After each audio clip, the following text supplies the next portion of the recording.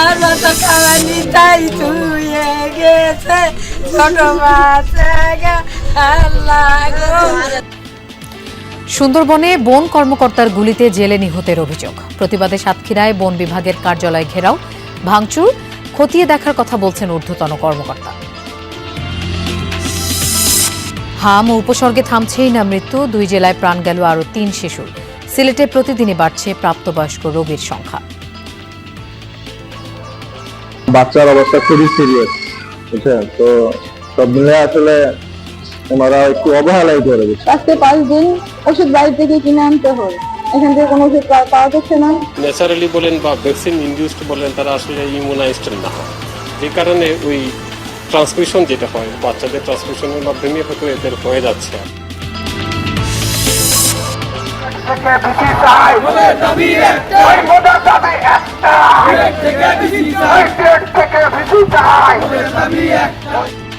তিন দফা দাবিতে ডুয়েটে আন্দোলনকারীদের ব্লকেট কর্মসূচি। সংঘর্ষের ঘটনায় অজ্ঞাতদের আসামি করে পুলিশের মামলা।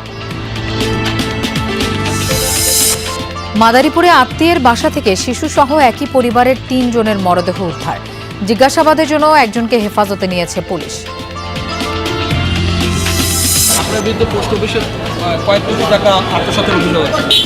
আমি এখন কোনো কথা বলতে পারবো না। বরিশালে নিরাপত্তা কর্মীর বিরুদ্ধে ডাকঘরের 20 কোটি টাকা লোপাটের অভিযোগ। গড়েছেন বাড়ি, জমি, প্রতিষ্ঠান। দুদক মামলা করলেও বিভাগীয় ব্যবস্থায় ধীরগতি। ঈদুল আজহার দিনক্ষণ নির্ধারণে সন্ধ্যায় চাঁদ দেখা কমিটির বৈঠক। দেশের বিভিন্ন হাটে জমতে শুরু করেছে পশু বেচাকেনা।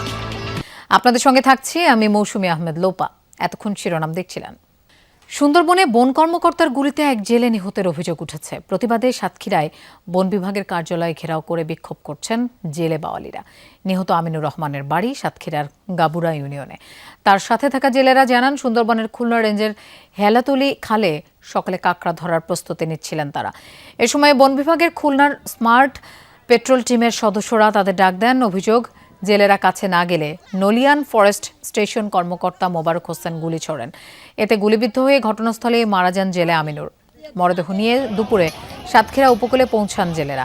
পরে বন বিভাগের কার্যালয়ে ঘেরাও করেন বিক্ষুব্ধ জেলে বাওয়ালিরা। এদিকে আমিনুর কিভাবে মারা গেলেন তা খতিয়ে দেখা হচ্ছে বলে জানিয়েছেন খুলনা অঞ্চলের বন সংরক্ষক ইমরান আহমেদ।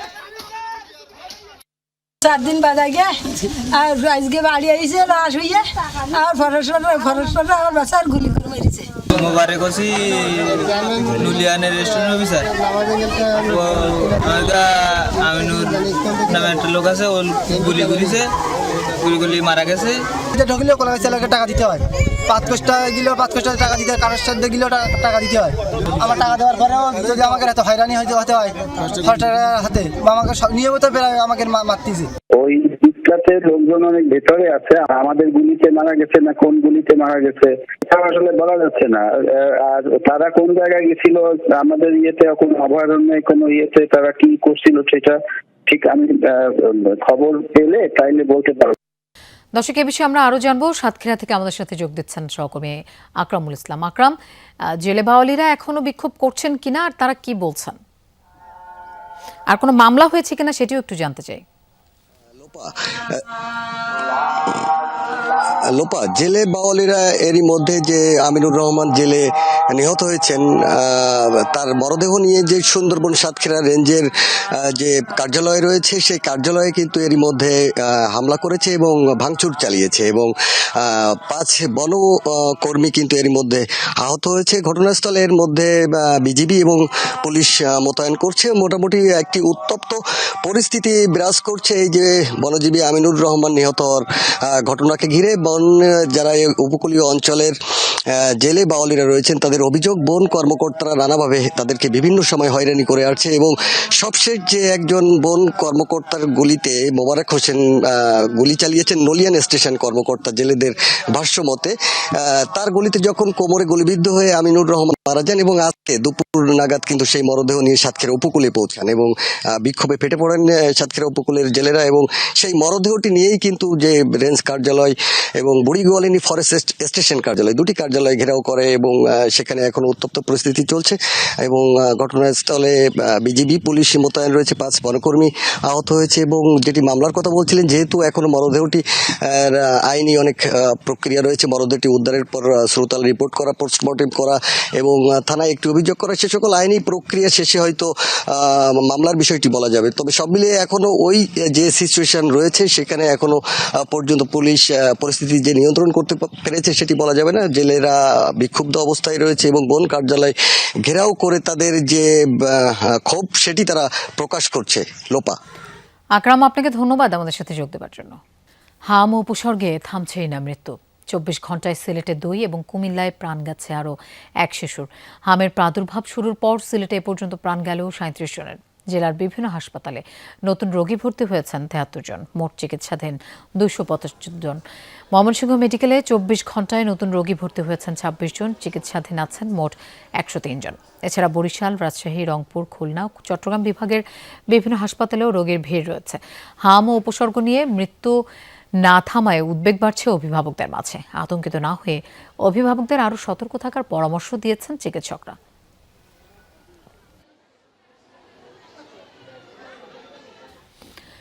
সিলেটে উল্লেখযোগ্য হারে হামের উপসর্গ নিয়ে হাসপাতালে ভর্তি হচ্ছেন প্রাপ্তবয়স্ক রোগীরা। হাসপাতালে ভর্তি রোগীর বড় অংশই এখন প্রাপ্তবয়স্ক। চিকিৎসকরা বলছেন এটি অস্বাভাবিক। সবাইকে স্বাস্থ্যবিধি মানার পরামর্শ দিচ্ছেন তারা।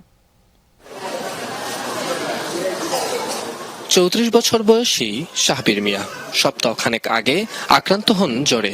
তারপর থেকেই ডায়রিয়া, বমি ও শরীরে রেশের মতো দেখা দিলে ভর্তি হন শহীদ শামসুদ্দিন আহমদ হাসপাতালে। অ্যান্টিবায়োটিক নিয়ে রেস্ট লইছি প্রায় 4-5 দিন, কোনো উন্নতি হয় নাই। তাহলে এমার্জেন্সি ভাবে সিলেট আসছি। তবে শাহবীরই নয়, হাসপাতালে ভর্তিদের মধ্যে প্রাপ্তবয়স্ক রোগীর সংখ্যা প্রতিদিনই বাড়ছে। সবার উপসর্গগুলো একই। যারাই হাসপাতালে ভর্তি হচ্ছেন তাদের বেশিরভাগই নেননি হামের টিকা। জ্বর ছিল, গত সোমবারে জ্বর ছিল, আর গত 2 দিন থেকে রেশ বের হয়েছে, আর এটা নিয়ে আর কি ভর্তি হয়েছি। প্রথম অবস্থায় জ্বর আসছিল, জ্বর থেকে হচ্ছে আপনার তারপরে মাথা ব্যথা, বমি, তারপরে আপনার পাতলা পায়খানা, আনুষঙ্গিক আরো অনেক সমস্যা। চিকিৎসকরা বলছেন প্রাপ্তবয়স্ক রোগীদের এমন হার অস্বাভাবিক। টিকা দেয়া না থাকা এবং স্বাস্থ্যবিধি মেনে না চলায় শিশুদের কাছ থেকেই সংক্রমিত হচ্ছে প্রাপ্তবয়স্করা। জ্বর, শ্বাসকষ্ট, অনেক সময় হেমাটেমেসিস মেলে না বলি আমরা, পায়খানার সাথে রক্ত যাওয়া বা বমির সাথে রক্ত যাওয়া এবং ডায়রিয়াও থাকে। তাদেরকে আসলে যথাযথ আমরা চিকিৎসা প্রদান করছি এবং ইতিমধ্যে আমরা 2-1 জনকে তাদেরকে আইসিইউ সেবা দেওয়া লেগেছে এবং তারা সুস্থ হয়ে বাড়ি ফিরে গেছে। তারা ন্যাচারালি বলেন বা ভ্যাকসিন ইনডিউসড বলেন, তারা আসলে ইমিউনাইজড না, যে কারণে ওই ট্রান্সমিশন যেটা হয় বাচ্চাদের ট্রান্সমিশনের মাধ্যমে হয়তো এদের হয়ে যাচ্ছে। হামে আক্রান্ত হলেও প্রাপ্তবয়স্কদের সুস্থতার হার বেশি। তবে আক্রান্তদের ভবিষ্যতে শারীরিক জটিলতার শঙ্কা উড়িয়ে দিচ্ছেন না স্বাস্থ্য সংশ্লিষ্টরা। নাবিল হোসেন, যমুনা নিউজ, সিলেট। গাজীপুরের ঢাকা প্রকৌশল ও প্রযুক্তি বিশ্ববিদ্যালয় ডুয়েটে নতুন ভিসির নিয়োগকে কেন্দ্র করে আন্দোলন অব্যাহত রয়েছে। 3 দফা দাবিতে ব্লকেট কর্মসূচি পালন করছেন আন্দোলনরত শিক্ষার্থীরা।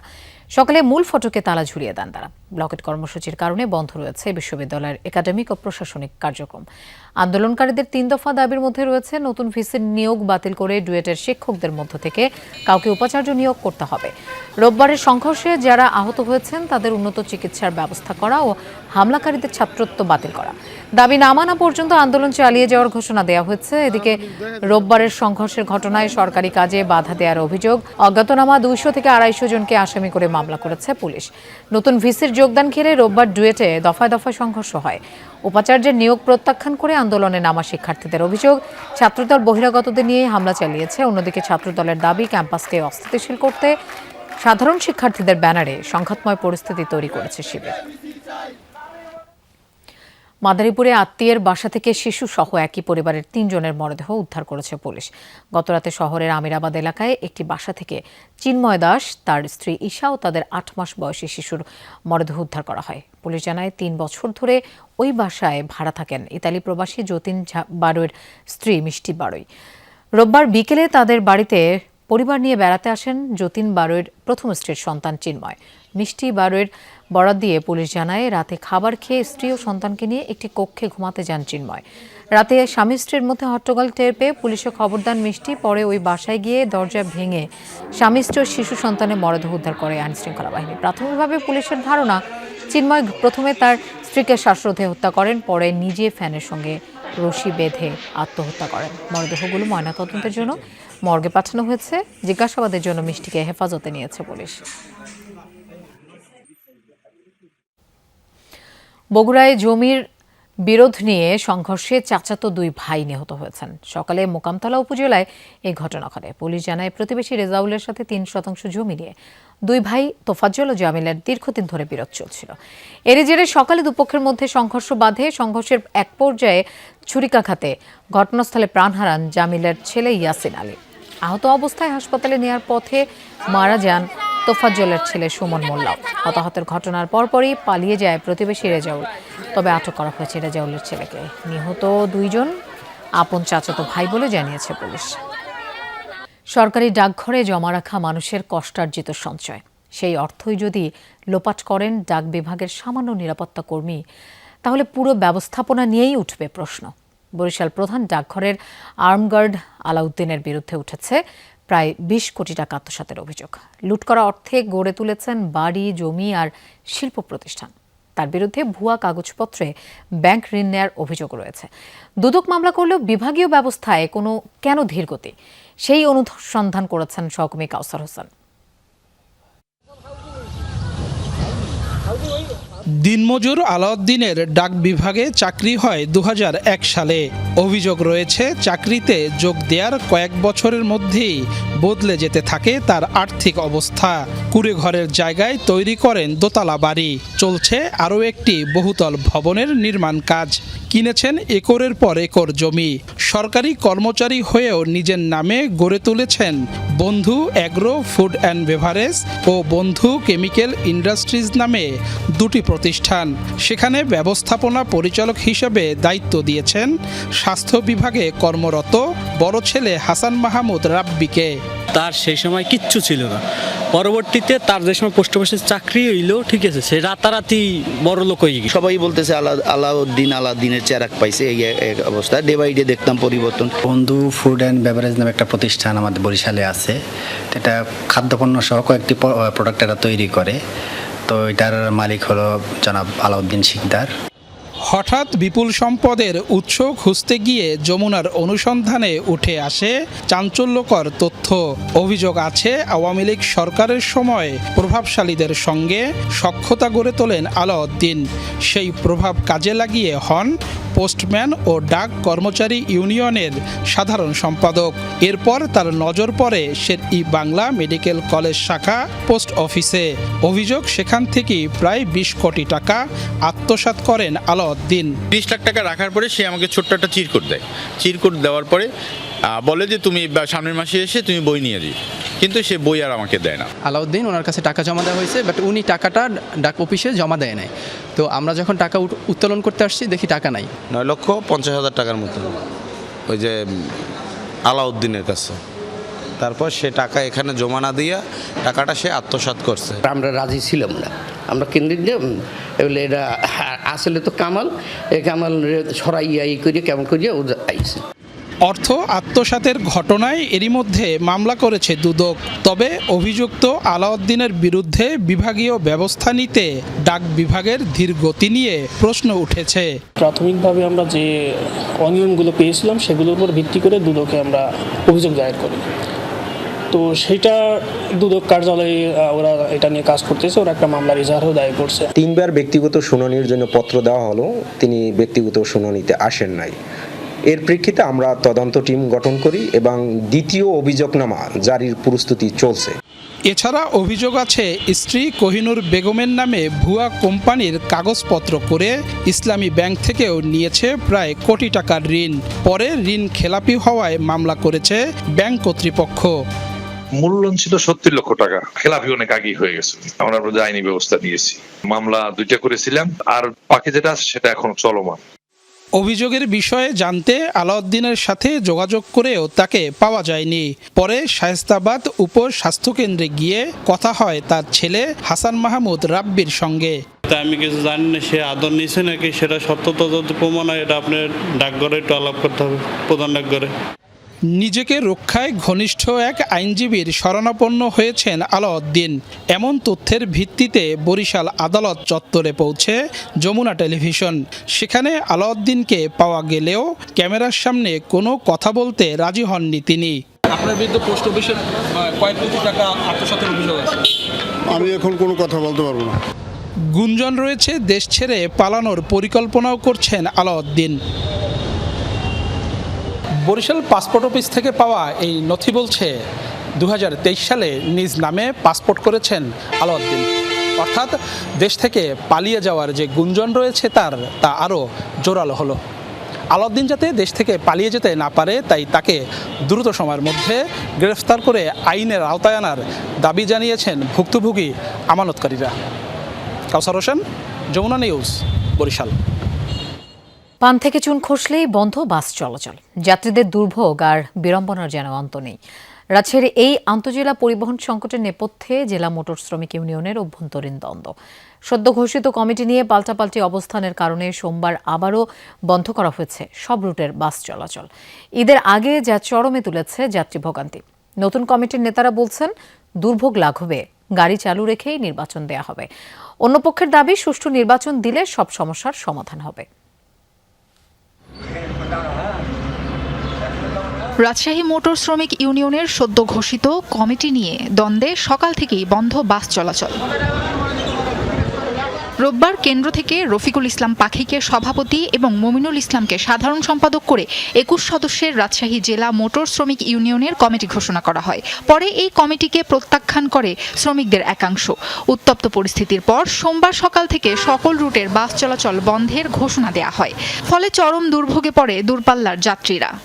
এখানে আইসা দেখি যে সব বন্ধ, কাউন্টার, কোনো বাসই চলতেছে না। আসলে আমরা তো জানতাম না বাস বন্ধ, এখন ওই যে সব জিনিসপত্র নিয়ে এখন কি করব কিছুই বুঝতে পারছি না। সকালে শুনলাম যে লোকাল বাস বন্ধ, এখন দেখছি সব বাসই বন্ধ।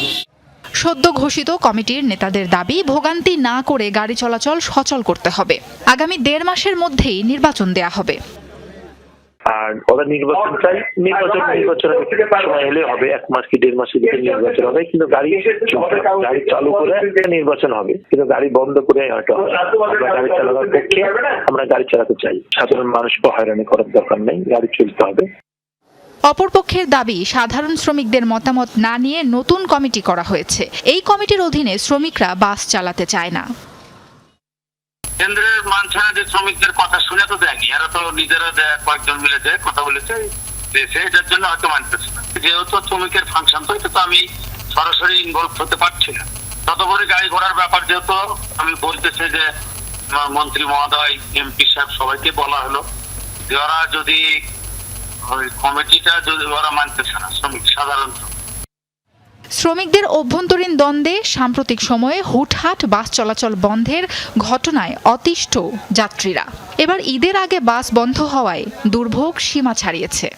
আমার বাড়ি সিং, এখান থেকে ট্রেনেরও সরাসরি কোনো সংযোগ নাই, ঝামেলায় পড়তেছে আর কি সর্বমোট। এর আগে গত 21 এপ্রিল বাস মালিক সমিতির অভ্যন্তরীণ দ্বন্দ্বের জেরে রাজশাহী থেকে সব দূরপাল্লার বাস চলাচল বন্ধ করা হয়। পরদিন 22 এপ্রিল জেলা মোটর শ্রমিক ইউনিয়ন অফিসে ভাঙচুর করে দেয়া হয় তালা।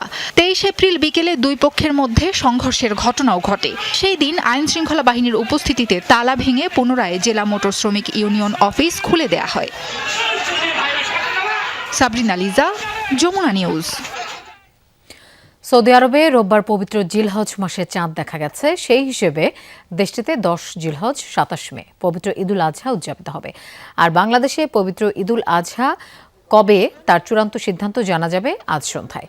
সে লক্ষ্যে সন্ধ্যায় ধর্মমন্ত্রী কাজী শাহ মোফাজ্জল চৌহসাইনের সভাপতিত্বে বৈঠকে বসবে জাতীয় চাঁদ দেখা কমিটি। বিজ্ঞপ্তিতে বলা হয় হিজরি 1447 সালের পবিত্র জিলহজ মাসের চাঁদ দেখার লক্ষ্যে অনুষ্ঠিত হতে যাওয়া এই সভা আজ সোমবার সন্ধ্যা 6:45 রাজধানীর বায়তুল মোকাররমস্থ ইসলামিক ফাউন্ডেশনের সভাকক্ষে অনুষ্ঠিত হবে। এতে সংশ্লিষ্ট কর্মকর্তা, আলেম ওলামা এবং জাতীয় চাঁদ দেখা কমিটির সদস্যরা উপস্থিত থাকবেন। সভা শেষে জিলহজ মাসের চাঁদ দেখা সংক্রান্ত চূড়ান্ত সিদ্ধান্ত জানানো হবে। সিদ্ধান্ত অনুযায়ী দেশে পবিত্র ঈদুল আজহার সম্ভাব্য তারিখ নির্ধারণ করা হবে। সৌদি আরবের সাথে একই দিন ঈদুল আজহা উদযাপনের ঘোষণা দিয়েছে ওমান, ইন্দোনেশিয়া ও মালয়েশিয়া। সারা দেশে ধীরে ধীরে জমে উঠতে শুরু করেছে কোরবানির পশুর বেচাকেনা। দেশের বিভিন্ন হাটগুলোতে স্থানীয় ক্রেতাদের পাশাপাশি ব্যাপারীদের আনাগোনা বেড়েছে। হাটগুলোতে মাঝারি গরুর চাহিদা সবচেয়ে বেশি। দাম নিয়ে ক্রেতা বিক্রেতাদের রয়েছে মিশ্র প্রতিক্রিয়া। ঈদ যতই এগিয়ে আসছে ততই জমে উঠছে পশুর হাট। খামারিদের স্বপ্ন আর ক্রেতাদের পছন্দে পশুর খোঁজ মিলে মুখরিত হাটগুলো। নওগাঁর নিয়ামতপুর উপজেলার ছাত্রাহাটে গবাদি পশু নিয়ে এসেছেন বিক্রেতারা। বেচা বিক্রিও বেশ। দেখে শুনে নিজের পছন্দের পশু কিনছেন দূর দূরান্ত থেকে আসা ক্রেতারা। রাজধানী সহ দেশের বিভিন্ন জায়গায় পশু নিতে ভিড় করছেন ব্যাপারীরাও। সুন্দর সুন্দর ভালোই গরু, যার যেটা পছন্দ হয়েছে। আমরা দেখলাম ওখানে একটা গরু কিনে বাজা হলো না, বাজারের চাইতে আজকে দামই কম, অনেক কম। পার পিসে 8,000, 10,000, 7,000, 15,000 পর্যন্ত বড়গুলো কম। গরু চাইতে একেবারে কম, না গরু বেচতে 10,000 নাই ভাই। কুষ্টিয়া সদরের ঐতিহ্যবাহী উজানগ্রাম হাটে চাহিদা বেশি প্রান্তিক খামারিদের পশুর। খামারিরা বলছেন তাদের চাহিদা মতো দাম বলছেন না ক্রেতারা, আর ক্রেতাদের দাবি বেশি দাম হাঁকাচ্ছেন বিক্রেতারা। আমার বাড়ির গরু ভাই দুইটা নিয়ে আসছে, দুইটার 7 মণ ওজন হবে, 220-25 এর মধ্যে বিক্রি করে দেবে। 80-90 এর মধ্যে গরু আসতেছে, আসলে তারপরে দেখে শুনে কিনবো। হাটের নিরাপত্তায় সব রকমের ব্যবস্থা রাখা হয়েছে বলে জানান ইজারাদার।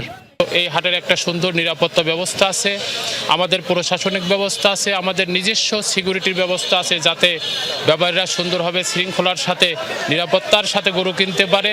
চুয়াডাঙ্গার হাটগুলোতে পরিপূর্ণ ছোট বড় বিভিন্ন জাতের পশুতে ভিড় বেড়েছে ক্রেতাদেরও।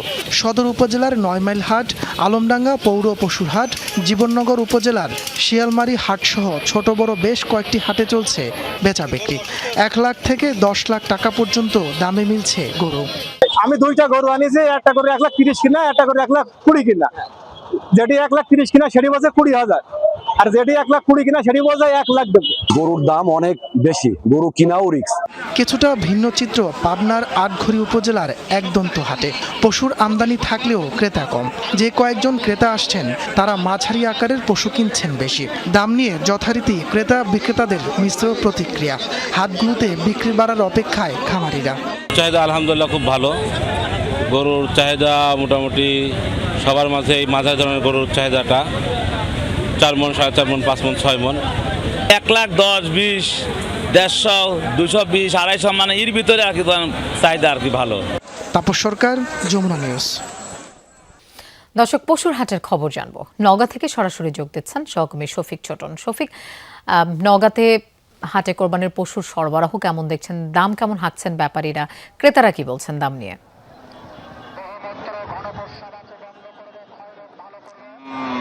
লোপা, দাম নিয়ে মিশ্র প্রতিক্রিয়া রয়েছে ক্রেতা বিক্রেতার মধ্যে। তবে হাটগুলোতে গবাদি পশুতে একেবারে ঠাসা বলা চলে। আমি যদি আজকের এই ছাত্রা হাটের চিত্রটি দেখাই, এখন তো শেষ বেলা, অর্থাৎ কিছুক্ষণ পর হাটের যে মূল যে বেচা কেনা সেটি শেষ হয়ে যাবে এবং কৃষকরা যারা হাটে তাদের গবাদি পশু নিয়ে এসেছেন তারা চলে যাবেন, বিক্রেতারাও চলে যাবেন। কিন্তু তার আগেও এখন সন্ধ্যা অবধি পর্যন্ত একেবারে জমজমাট বেচা কেনাই। যদিও ক্রেতা বিক্রেতার মিশ্র প্রতিক্রিয়া আছে। তারা বলছেন যে এই বছরও প্রতি বছরের মতো মাঝারি আকারের গরুগুলোই সবচেয়ে বেশি চাহিদার এবং ঢাকা, চট্টগ্রাম, সিলেট থেকে যেসব ব্যাপারে এসেছেন তারা ষাঁড় গরু মাঝারি আকারেই বেশি কিনছেন। পার্শ্ববর্তী বিভিন্ন অঞ্চল থেকে যারা কুরবানি কেনার জন্য এসেছেন, তারা পছন্দ মতো পশু কিনছেন। স্থানীয় ক্রেতাদের পাশাপাশি বাইরের ক্রেতারা সবারই আসলে সন্তুষ্টির কথা আমরা শুনেছি। তারা বলছেন যে পর্যাপ্ত পরিমাণের যোগান এবছর রয়েছে। পারিবারিক খামারে এবং বাণিজ্যিক খামারে প্রচুর গবাদি পশু পালন হয়েছে, সেই সব পশুগুলো হাটে উঠতে শুরু করেছে। আজকে ছাত্রাহাটের যে চিত্র, এই একই রকম চিত্র আমরা দেখেছি এর আগের শুক্রবারের চৌবাড়িয়া হাটের। এরকম চিত্র নওগাঁ জেলার বিভিন্ন হাটগুলোর, যেসব বড় বড় হাট আছে পশু বেচা কেনার, সেই হাটগুলোর চিত্র এই একই রকম। দাম নিয়ে বেশ প্রতিক্রিয়া থাকলেও দেশীয় পশুতে একেবারে ঠাসা। আরেকটি বিষয় বলে রাখি লোপা, সেটি হচ্ছে যে এই হাটগুলোকে কেন্দ্র করে সারা বছরের যে অর্থনৈতিক কার্যক্রম গতিশীল করে কৃষকরা তাদের গ্রামীণ অর্থনীতি, সেই অর্থনীতির চাকা কিন্তু চাঙ্গা হচ্ছে এই হাটগুলোর মাধ্যমে। নিশ্চয়ই, ধন্যবাদ শফিক আমাদের সাথে যোগ দেওয়ার জন্য। দর্শক, এই ছিল এখনকার মতো সংবাদ সারা দেশের আয়োজনে। 5টা 30-এ দেখবেন আজকে চট্টগ্রাম। সাথেই থাকুন।